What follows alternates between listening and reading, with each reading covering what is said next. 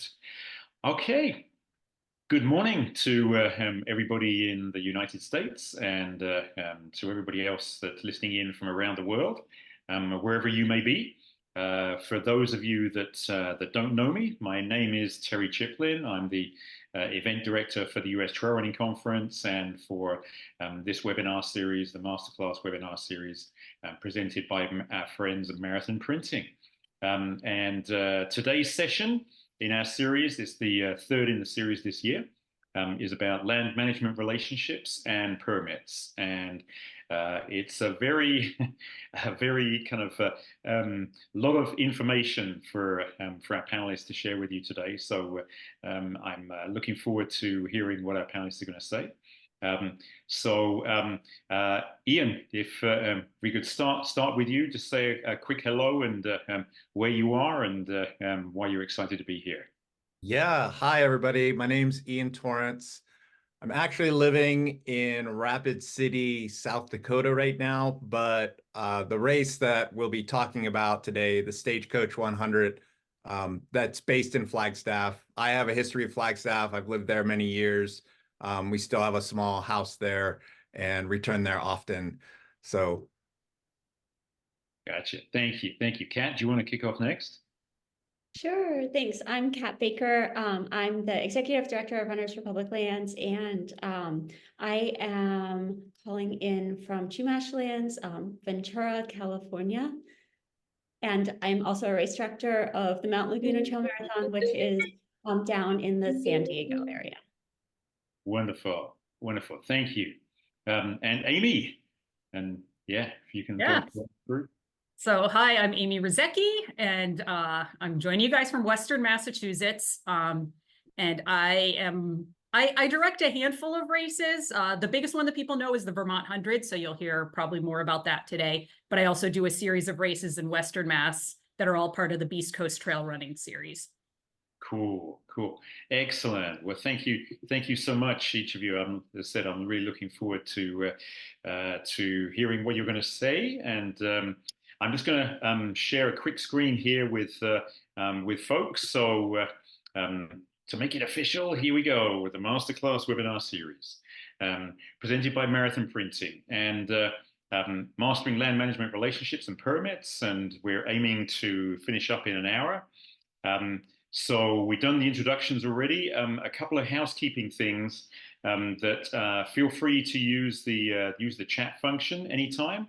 And also the Q&A, and we'll do our best to, excuse me, to answer questions on the way through. Yeah, so feel free. I'm sure there'll be questions as we go through. So I'll stop the screen share here now, and I will just do a quick shout out for our colleagues at Marathon Printing.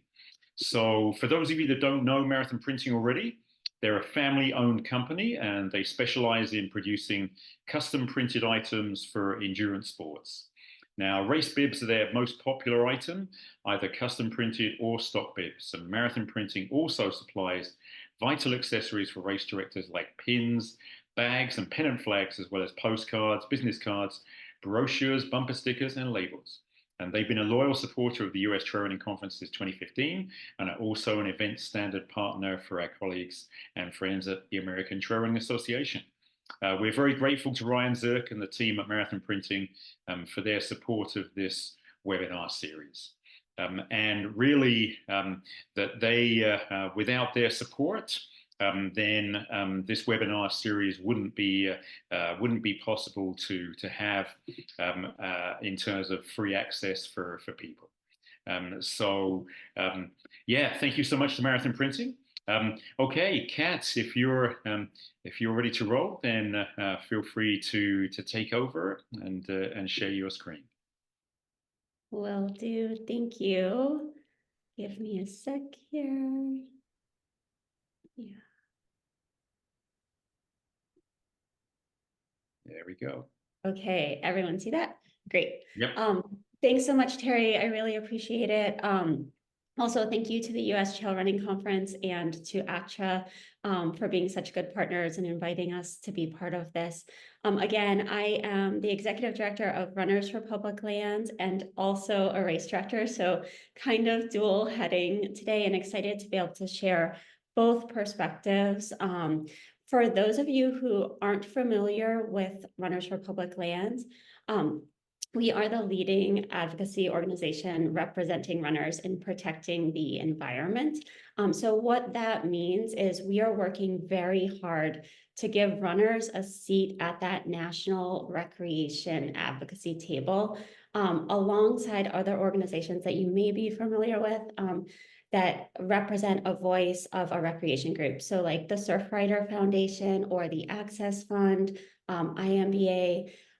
Our policy work, especially with that relates to this area that we're talking about today, it all kind of lumps into protection of public lands, access to public lands, and climate change policy.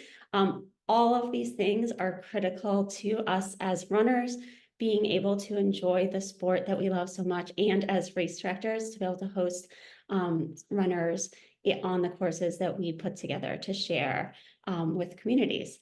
So to kick us off today, I know that we have a pretty broad group of race directors here. Some are very experienced, some are road race directors that are looking to get into trail, and some are prospective race directors who haven't directed a race before. So I'm going to share a very high level overview of different types of land jurisdictions that we need to be aware of as runners, and especially as race directors. And as I go through this high level overview, I'm gonna kind of call out some key takeaways. And I'm also gonna call out some important resources that you can refer to after this webinar for more information. Again, it's like a very, very high level overview, and then all of the key takeaways and all of the references that I mentioned in this kind of intro here before we get into some nitty-gritty, all of those things will be compiled on the last 2 slides of this presentation that you will see. So there's one side of the key takeaways and one side of the resources that you can reference later. And for more information, I especially right now want to call out an amazing article by Ian that he'll talk a lot to later in the call, which is on that key takeaway list, but it dives much deeper into this high level overview of land jurisdictions that I'm going to give right now. So let's get going. To begin, what kind of lands are we running on in the United States for our trail races? So at the highest level, at first thought, when we think of these lands, we think of there being public lands and private lands. And races can go through both of these types of lands. And it's important to note that there's many different types of land designations within each of these categories. So I'm gonna very quickly kind of run through public lands and private lands, and let's see to get us going here. So what are public lands? And I will say very succinctly that all lands in the United States are native lands. No matter where you are in the country, you're running on native lands. The term public lands is a sensitive term for many people that we care deeply about in our communities where our races are run, as well as within our own running communities. And it's important for us to as race directors to understand that we're running on native lands, and also to understand what the definition, like that boilerplate definition of public lands is, which I'll share in an upcoming slide. But as far as Runners for Public Land goes, we don't necessarily align with the boilerplate definition. And we don't because it fails to acknowledge or reflect the native homelands of the indigenous peoples where our races are run. And it doesn't align with traditional indigenous land ethics.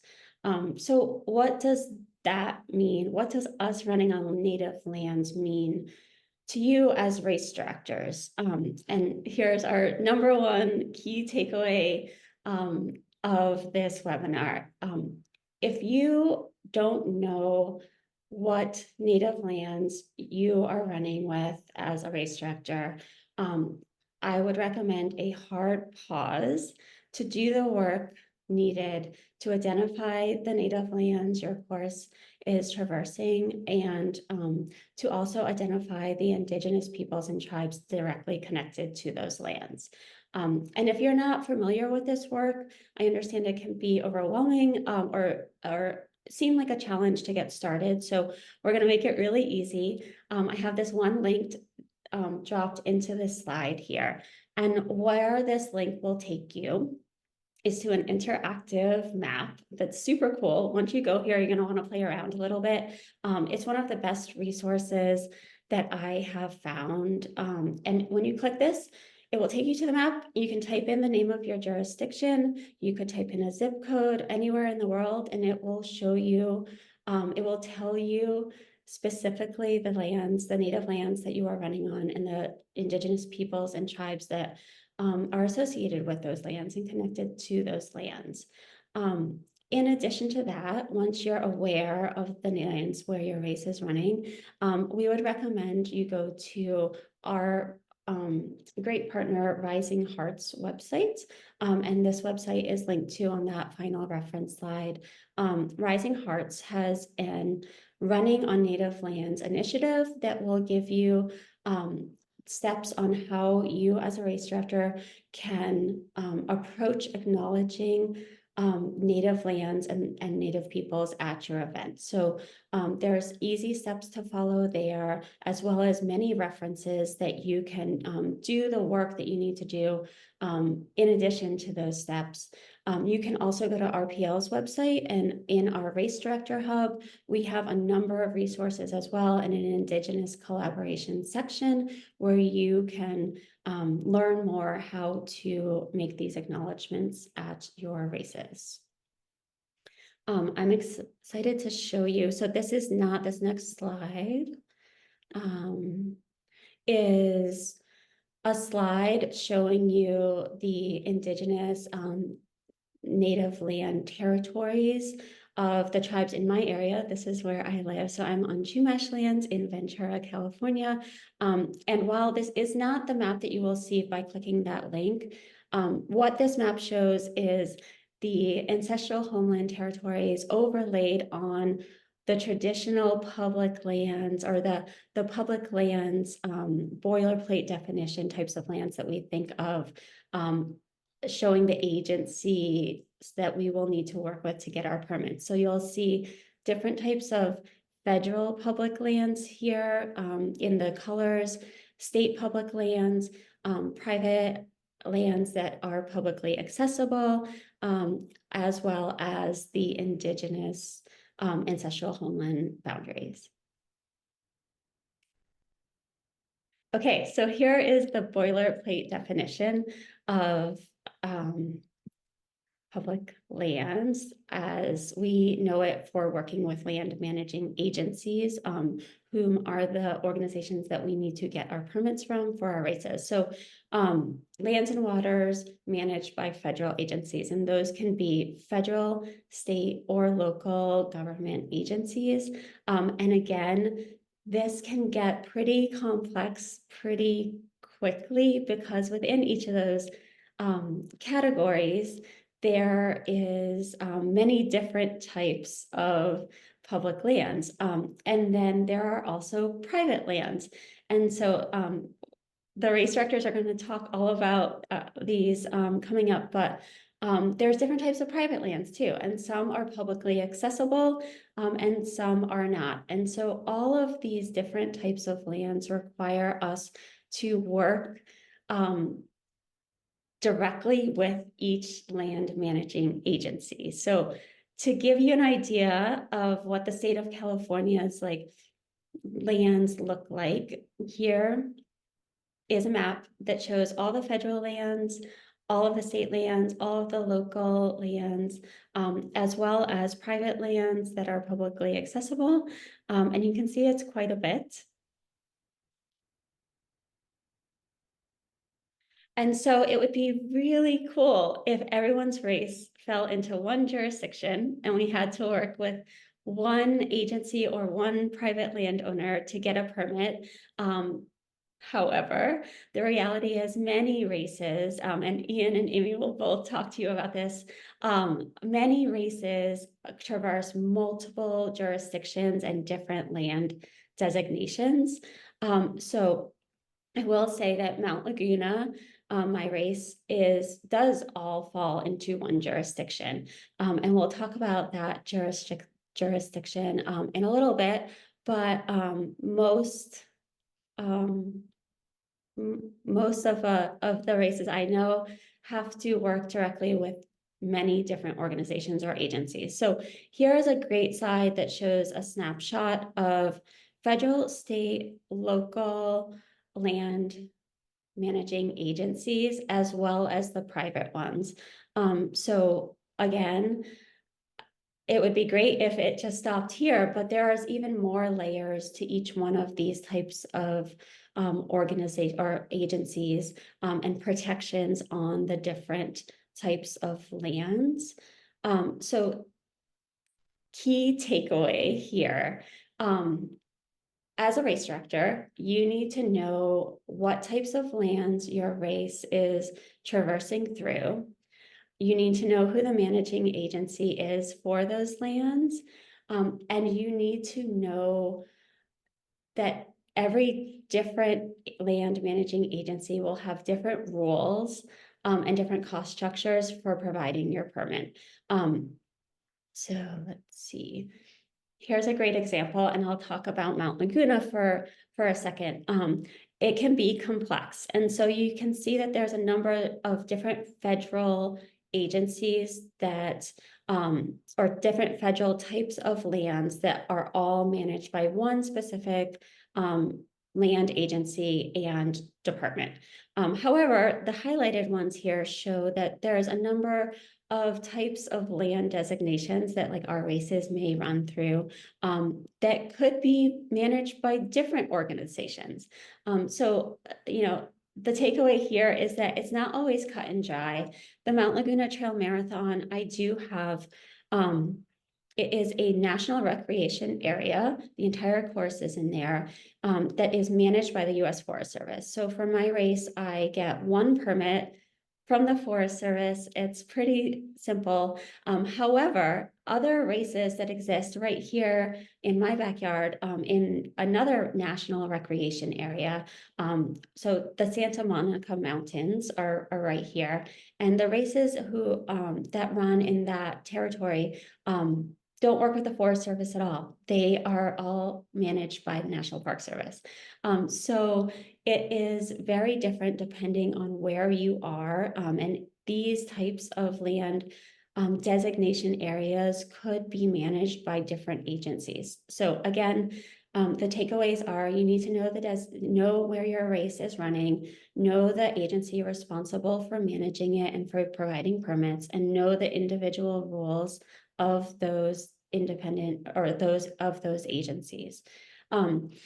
To give you just a little information on the type of work that RPL does to advocate for race directors in working with these types of land agencies, there's two different examples that I can provide in the last few months that we've been engaged on. And one is an act or acts, the SOAR and Explore Acts, that would simplify the permitting process if you have a race that traverses through different types of federal lands. So as in the past, you would have to get different permits if your race went through a first Forest Service lands and BLM lands. However, this act would simplify that and make it so you would just need one permit, which would be super helpful and reduce the work of race directors. Another example of the work that RPL has been doing is with regard to the way the Forest Service charges for their permitting costs. And so there is a proposal out that would restructure the cost recovery for permits in Forest Service land.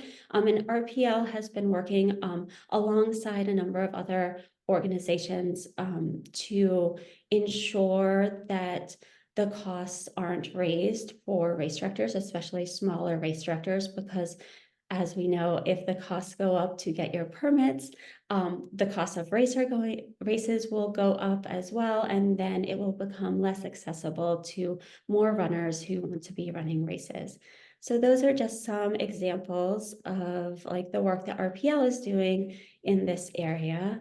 And now, so RPL has an amazing board member who is a map genius, and he created a couple of maps to show the courses of Ian's map, Ian's race at Stagecoach, and Amy's race at Vermont 100. And so what these maps show is their race courses overlaid on the different types of land jurisdictions that they have to go through. And so I'll kick it over to Ian first to talk through his race course.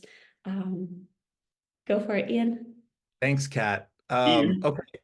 Yeah. Ian, sorry, can you hold on a second before before we get going? Sorry to pause you just there. Kathleen, that Rachel Cosby had a question that is there a website that or a link that shows what type of lands the trails fall on?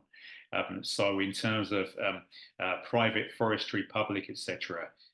So is there somewhere that people can go, and is that part of what you share in terms of one of the end slides as well? Good question.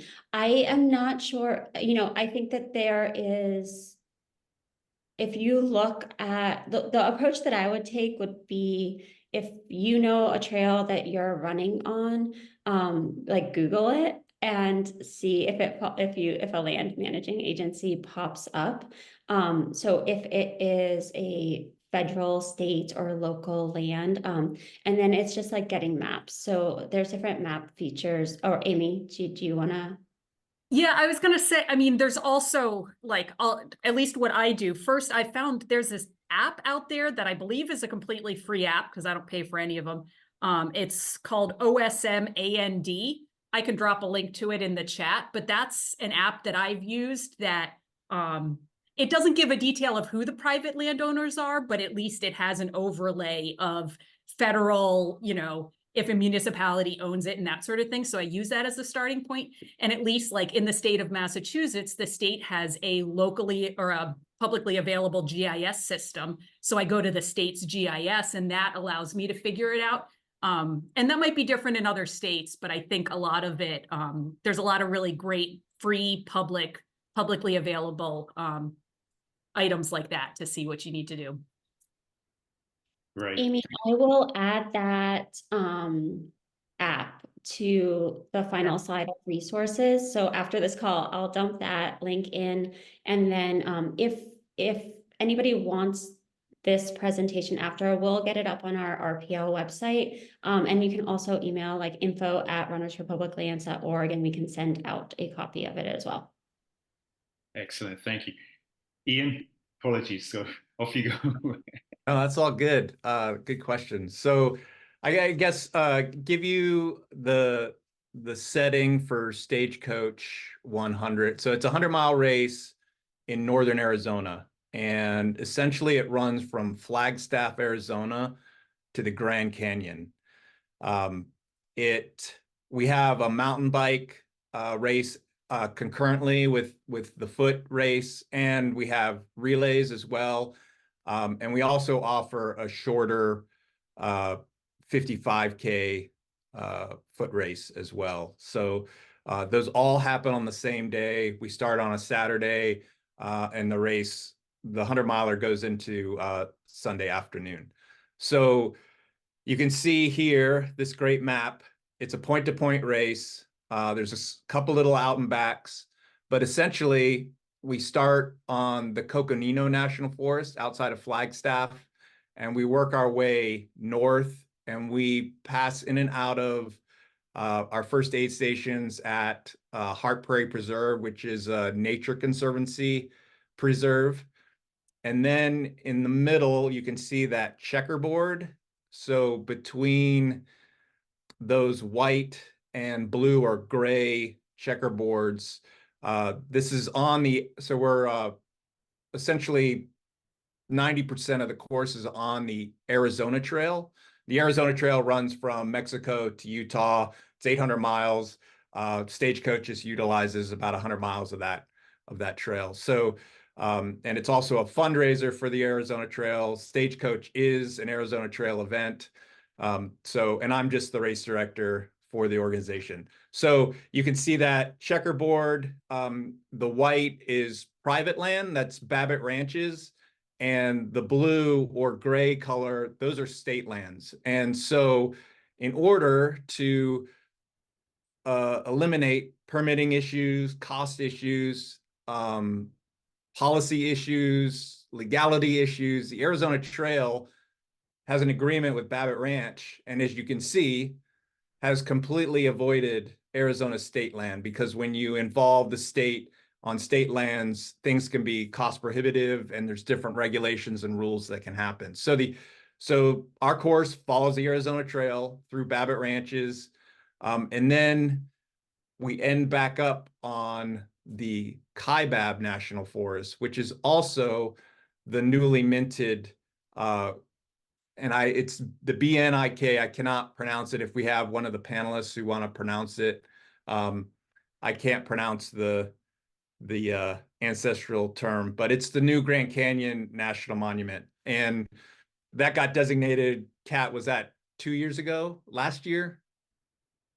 Yeah, really recent. So, and the designation of the National Monument did nothing to impact our race. It didn't change our permitting. It didn't change how we could do things. The event continues as normal. So we're lucky. Stagecoach only has one permit. So we have one permit with the U.S. National Forest. It's a combined permit between the Coconino and the Kaibab National Forest. They work together. The government here consolidating efforts to save paperwork. They created one permit for us, and the permit, it's a one-pager, but it incorporates, there's an operating plan that you have to submit, safety plans you have to submit. So once you're finished with the permit, even though the permit's actually only one page, it's a pretty thick document. Before the race, we pay a permit fee, and it's pretty negligible, a couple $100. But then after the race is done, we have to do a post-event fee recollection, and we have to disclose the amount of money the event made, and the forest takes a percentage of that final number. So that's our permit. With the Nature Conservancy and with Babbitt Ranches, we have a handshake agreement to be able to run across their land. We supply them insurance just in case anything goes wrong. There's an accident, someone gets hurt, whatever, they're not held liable. But we really have no paperwork. It's just please clean up after you leave sort of agreement. So what else can I say? Anything? I think we should move over to Amy. She can talk up more about the private aspects, since I don't really deal that much with it, even though I work with Babbitt Ranches and the Nature Conservancy.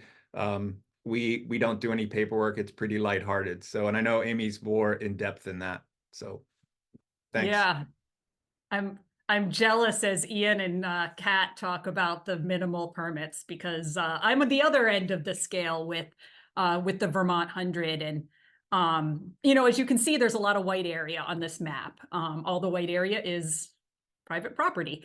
That means our course, it's interesting because 70 miles of it is on public roads, dirt roads and that sort of thing. So that means that we have to get permission from the 9 different towns that we run through.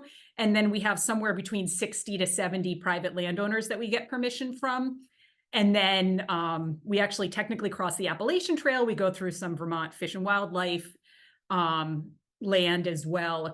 That's a couple of those purple areas there. So permits and keeping track of getting permissions from everyone is a super involved process for the Vermont 100. And it's interesting kind of what Ian was saying, how everyone's a little different regarding what they require, even when it comes to the 9 different communities. The community that we start and finish in West Windsor, it's like a 20-page document that I submit to them with a safety plan, a traffic plan, all sorts of information on how we're gonna just kind of everything. And then I have to go to at least one select board meeting to present the permit and get permission. And I have everything from that to some towns don't have a process. And I literally just send them a note a month ahead of time that's like, hey, here's a heads up. We're going to be running people down your roads and runners and horses. Here we come. So it's part of it is, as you start to conceive races, it's really understanding what the requirements are of all these different jurisdictions and everywhere that you're going to go through, understanding what the process is, what the timeline is, what the cost impact is, like Ian was talking about. When it comes to the private landowners, there's a whole group of people that that's kind of what they do is they manage all of the 60 to 70 private landowners and reach out to them, get basically a permission form. And that's, something in writing so that we know that we have permission and they kind of acknowledge that they're giving us permission. And that's at least the process that we've come up with for that. So other end of the scale on that. Were there other comments that I was going to make on all of this? I can flip to the next slide if we're ready. So this broad question for all of us, I think we all have some different stories to share about how, as race directors, we can build really lasting and positive relationships with land managing agencies that have a more value than just the one-time events that we're doing. Do you want me to start on that? Yeah, you have some really great, very today issues going on. I have some right now things going on. No, I think one of the biggest things that we can do is, making sure that you're not just asking for permission to use the trail on this one day and then forgetting about it the other 365 days a year. And so a lot of times that can be trying to work to schedule trail maintenance days or that sort of things. But a couple of the ways that I've been able to kind of really, grease the skids with all of the permissions that I need is also seizing opportunities to be able to give back. So, Vermont 100 last year, ultimately we had to cancel it because 4 days before the event, literally we got flooded out. It washed out a bunch of roads and, people's basements were flooded in the communities that we were going to be running through. And it was heartbreaking. A race director never wants to cancel a race. We kind of think of ourselves as, people that can kind of think our way through anything. So it drives me batty. But it allowed us to give back to the communities in their time of need, just as they had been supporting us and the runners in our time of need. So, all of the years that it was hot, any property that we go by, they were dragging hoses out and putting buckets of water and ice out for our runners and stuff like that. And instead, in this devastating time when the race was supposed to happen, we had about 40 volunteers and runners and that still went up to the area. And instead they were mucking out basements and they were, serving our pre-race meal to people that were displaced in the community and stuff like that. So we were able to find a way to give back to the community in that moment.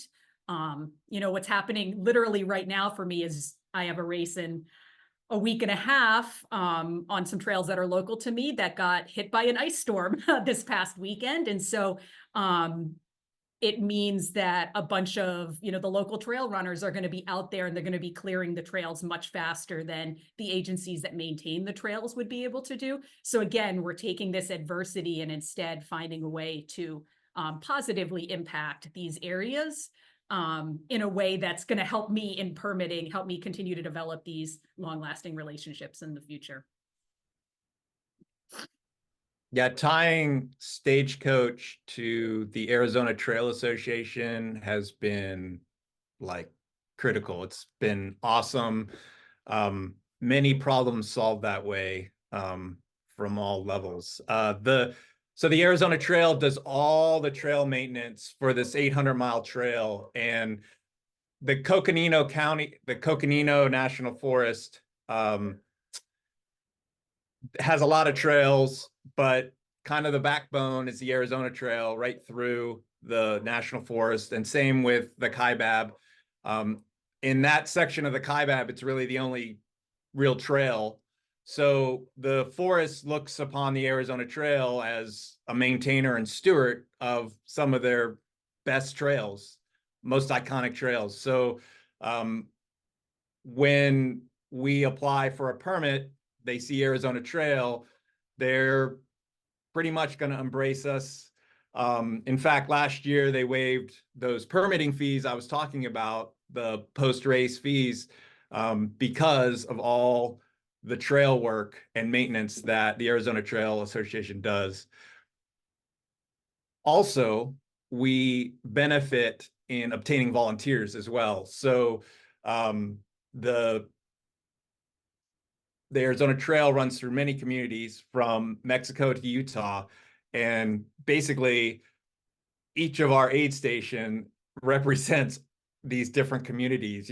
We have folks from Tucson, folks from Flagstaff and Phoenix, and so it's very interesting to see how groups who use the Arizona Trail in different sections of the state come to support an event that supports the trail that they use and run on.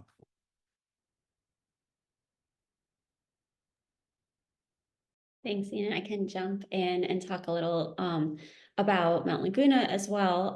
I don't have a map for it because, again, it was all on that one type of land designation. However, I will say from my perspective in working with federal agencies, I've really seen how budget cuts have impacted the land managing agencies' abilities to prioritize needs of recreation communities. And so here's where being a really good partner and bringing runners to those places to contribute to things like trail maintenance and cleanups is really beneficial. And so for Mount Laguna, we've done different projects over the years. We've gone as far as to create and pay for new Forest Service signage in the area because it was kind of dilapidated and needed repair, but there wasn't budget for it. So the race funded new signage, and so there's lots of different projects I think that races can contribute to. From an RPL perspective, one of the programs that we are really proud of and have been piloting over the last year and are looking to expand is our Trail Work Series. And so what a Trail Work Series is essentially it's a multi-event trail work or trail maintenance opportunity. So you as a race director could partner with RPL to offer a trail work series that includes education components that teaches the runners about the trails where they are running to create that deeper connection with the place, but also gets them out and activates them in doing a lot of the work to maintain the trails that we're using. And I think historically we see lots of other recreation groups really active in big ways in doing trail work, and not so much the runner community. So at RPL, like we're hoping to activate runners to give back either through working with races or through working with RPL ambassadors and communities to do these events. So yeah, we're proud of that and hope to be doing lots more runner engagement in trail work going forward. Let's see. I wanted to chime in with one more thought, which is just, you guys were talking about the decreased funding in some of these agencies to be able to do stuff. And so like recognizing that at times when my race budget allows, which, trail race budgets are sometimes really tight, but, if cost is a barrier and I'm able to remove that barrier by saying, hey, like, for the Seven Sisters race, which is one of the ones I do, there's a set of stairs that our local agency built, which were great, but it was pressure treated wood. And the minute it got a little bit of water on it, they were like running on ice. And like in my mind, someone was going to get hurt and I didn't want it to be at my race. And the agency just kept saying, well, we can't afford anything else. I was like, here's the chicken wire. I will get people, as long as you give me permission, I will get people to hike out there and attach chicken wire so that we can have a little bit of traction on them. And once I said, hey, I'm going to remove the barrier of cost and your time if you allow me to do this, a couple $100 really made them happy. So also sometimes just contributing a little bit of money to solve a problem, if you are able to, is it goes a long way. I'll say one other thing too, beyond the agencies that we're working with, and I think both Ian and Amy mentioned this, just being a good partner to the community is key. And I think we'll probably talk about it a little on this side, on the advice for managing the challenges side. But as a race director, I know for me from Mount Laguna, like I look at the event as giving back to the community and like being supportive of community. And if you're able to identify that as a value that you want to embody as an event and as a race director, I think community support is critical for like these ups and downs that like we all know as race directors. There are so many challenges. There's challenges that we're faced with that we don't even know could possibly exist until they're happening. So like really being a good partner as an event and thinking beyond just your one day of your event is key. Yeah, and just to put an exclamation point on it, like when you're putting on an event, you're trying to sell it to the participants. You want them to sign up. You want to make it look good for them so they come and do your race. Well, you want to do the same thing with those who are permitting your race. And I go as far as to list our mission and our goals and how our event sets itself apart from other events in the area in the permit itself. So it's a whole page of why Stagecoach is so cool and why you should permit our race. We don't have a problem now. I mean, it's 11 years in, but initially the first couple of years, we really had to convince the US Force that we could do this, and why we were doing it was for a good cause. And I think that helps secure that permit and get their support.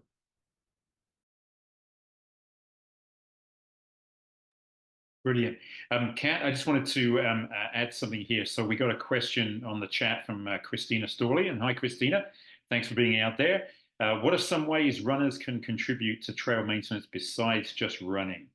I love the traction idea. That is so true. And I think you mentioned maybe a couple of ideas, but yeah, any more comments on that particular one?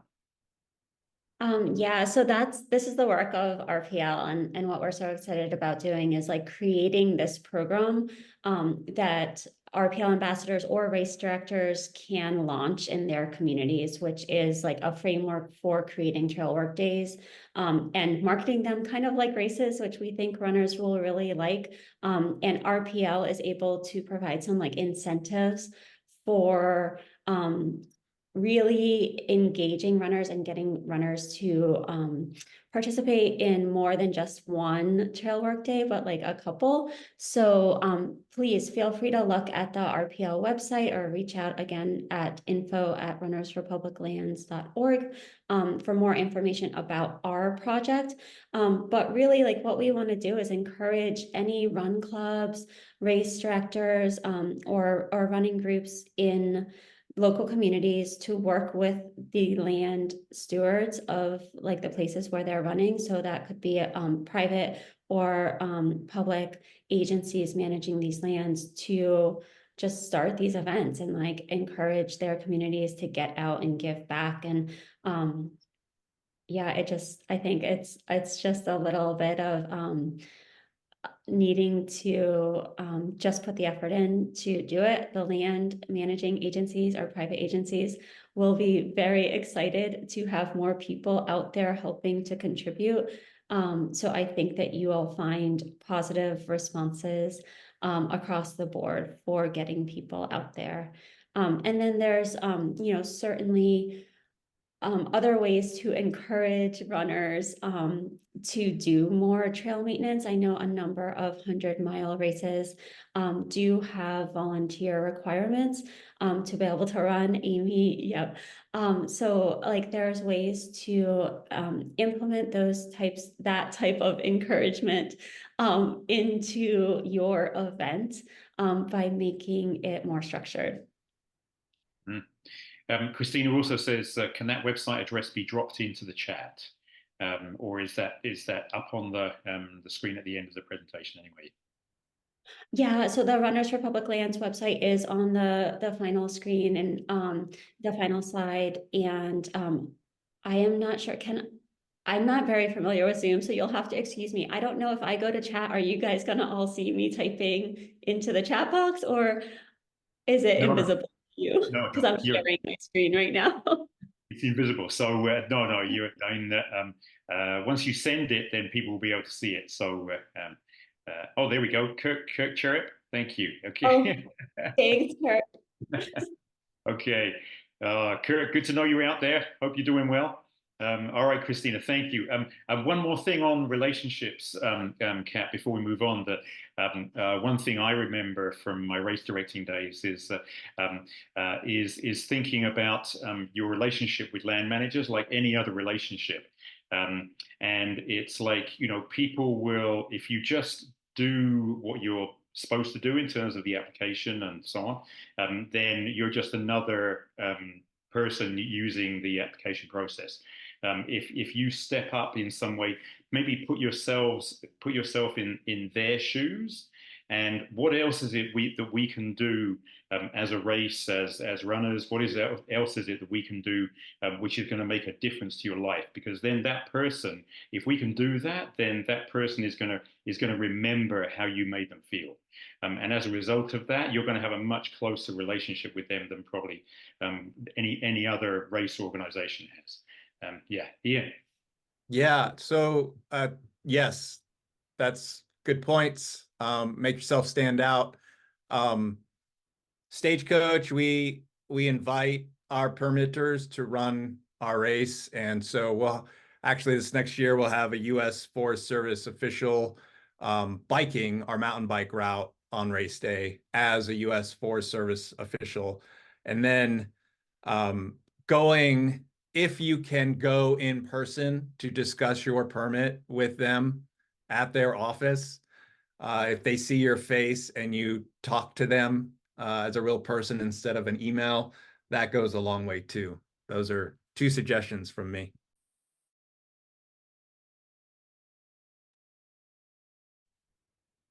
Are we going to kind of transition? I think our last kind of thoughts on all of us were just going to be advice for managing the challenge and stuff. So do we want to, I'm just trying to keep us going. I don't know. I feel like when we discussed this before, Ian was like the headliner on this. So Ian, do you want to talk about your best advice? Yeah, I just, I race directing is not easy, and it doesn't matter how dialed you think you're going to be on race day. Race day comes and things happen, and whether you know it's going to happen or not. And weather is like, a perfect example. I think if you're, I know all the RDs on the panel, and if you're an RD at home, that weather plays a crucial factor on how your event's going to go. And I think that looking at challenges as it's a pain in the butt, but throughout Stagecoach's history, the challenges have made it a stronger, better event. And I'll just use the example of weather. On our third year, we had this horrendous storm come through. It had tornadoes, which, if you know anything about Northern Arizona, are rare and unheard of, but can happen. Tornadoes, thunder, pouring rain, flooding. As the race neared, the forecast was showing this happening on race day, on Saturday, and even the weather service called me. Like, does the weather service ever call you? Like, dial your number and call you and tell you not to have your event? You're the permitted organization. Now that you have a permit, you have to make the decision. Do you have the race or not? It's on your shoulders. Well, I had to make that decision. We had hundreds of people coming. They wanted to do the race. You know how gung-ho runners are. They'll go forward with anything, as long as you give them a chance to do that. But it's your ultimate responsibility for safety. Anyway, we canceled our 100-mile race because of safety concerns, because of the weather. It was awful. As you looked on our course, all that patchwork, that checkerboard patchwork, all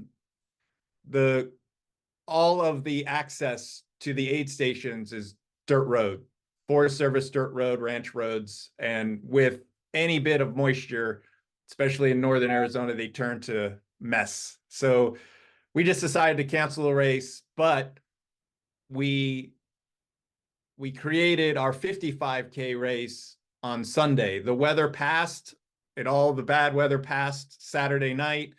Sunday was a beautiful day, and we held a shorter version of our event. It was not a 100-mile event, but it was an event. We were able to keep most of our proceeds. Most people came back to run that shortened version.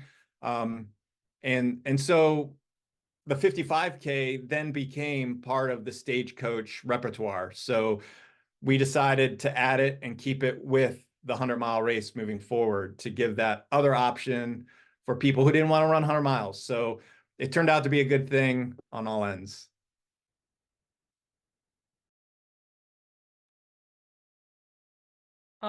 I'm gonna steal your answer, because you said this the other night, Ian, and didn't today. But your big advice that I just loved, putting it out there, was just like, have a purpose for what you're doing, and that helps you navigate through things. That's going to make you more successful. Like Ian said, if you're talking to someone about the permit, and especially face to face, even better. If you have a purpose and you're grounded in your purpose, that passion's going to come through. And that's going to help you be more successful. And so as we're thinking about permits and having permission to do these things, kind of grounding yourself, understanding why you're doing it. It's not just, hey, I want to RD a race, but I want to RD a race in this place because of X, Y, and Z. That can really help to kind of make a lot of this stuff. It helps you get through the challenges, which have given me a lot of gray hairs and sometimes make me want to quit. But, if I know why I'm doing this, it helps me get through all of that. And I'd say for me, for a lot of my races, all of the races that I do, we partner with a charity, a local nonprofit. And so each of the races, I'm very connected with each of the nonprofits that I work with. And so that really helps me, like My race in a couple of weeks, we partner with the local Girls on the Run. And so I know, and I make sure that the runners know that every single person that's out there and participating, through their participation, they're helping support, encouraging, young girls to live active lifestyles and that sort of thing. And so being grounded in that mission for all of my events really kind of helps me manage a lot of the other stressors that come my way.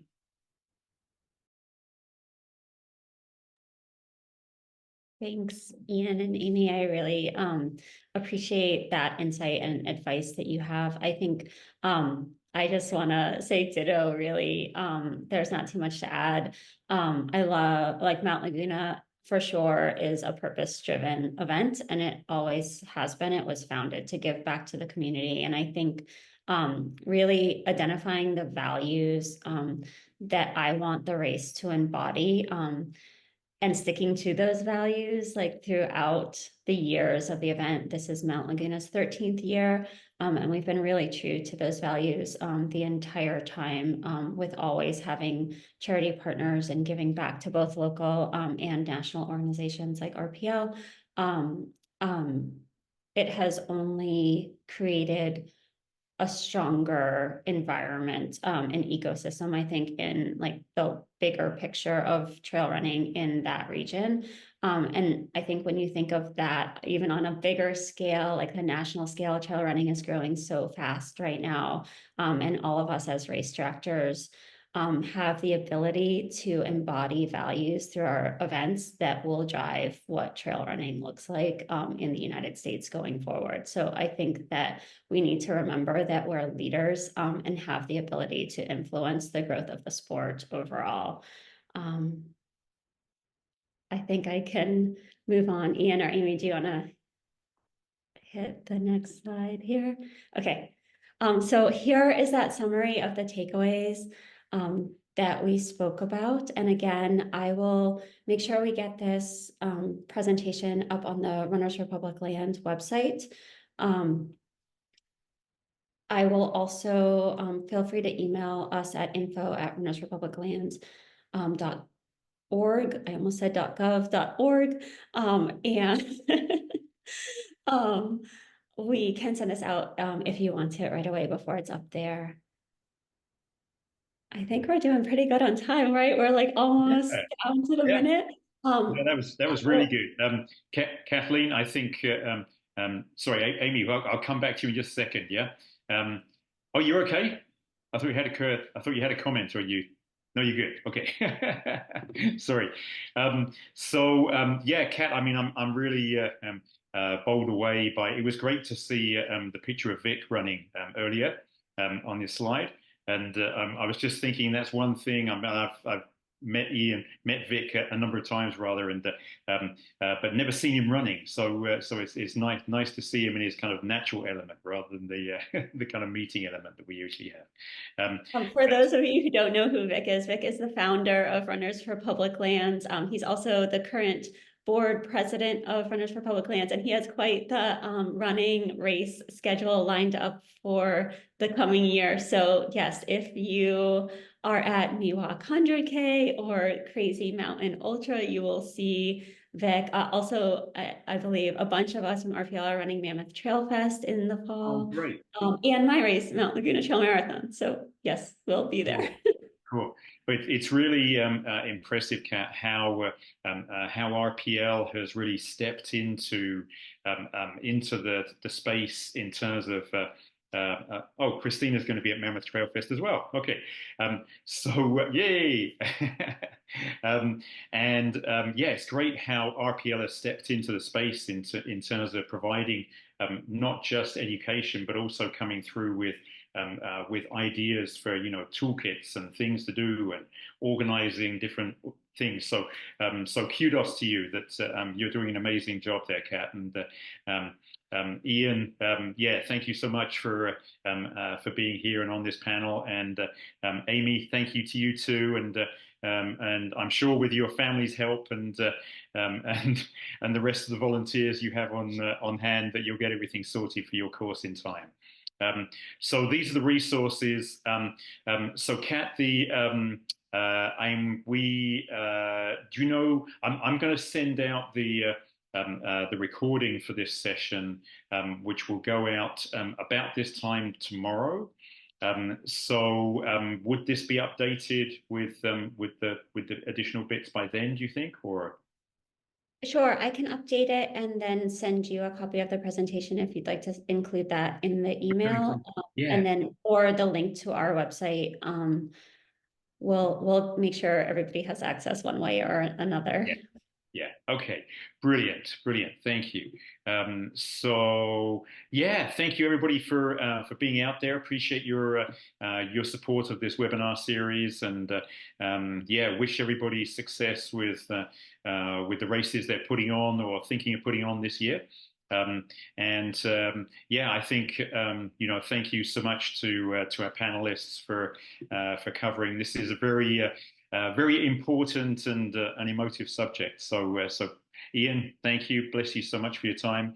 Amy, thank you too. And Kat, thank you for crafting this all together. So appreciate everybody. Take care out there. And yeah, let's look after this planet and look after each other. Thanks, everybody. Okay, I'm going to stop the recording.